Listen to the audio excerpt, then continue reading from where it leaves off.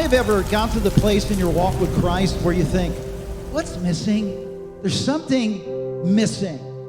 And as I was even, this week and just things that are happening and we're walking through and getting ready to do, I was feeling this uneasiness, and I began to say, God, what is this?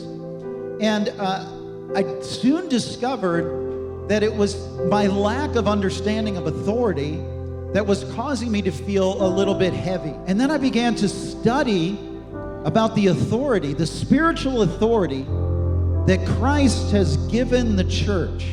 Everybody ever hear of John G. Lake? John G. Lake began a healing ministry.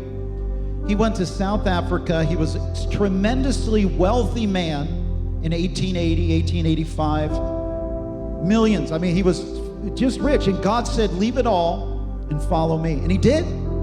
And he had struggled throughout his life with sick people in his home. There was always someone who was struggling with sickness, dying, and he lost a number of his family. And then when he got married and the same disease and sickness began to afflict his family, but he began to realize that there is healing authority on his life. And he began to walk in his own spiritual authority.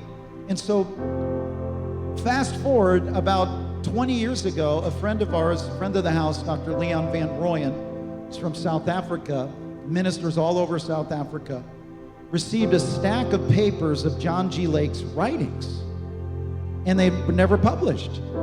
So we got them, and now we're releasing this book, hopefully on John G. Lake's, he passed away in 1935, but on his birthday, which will be March 18th. And I've been reading this book, and I can't wait to get it into your hands. Oh yeah, the book's called The God-Man. And this is from the writings of John G. Lake. Think of it this. He went to South Africa. In 5 years, he raised over 100,000 conversions, 625 churches, 1,250 preachers in 5 years.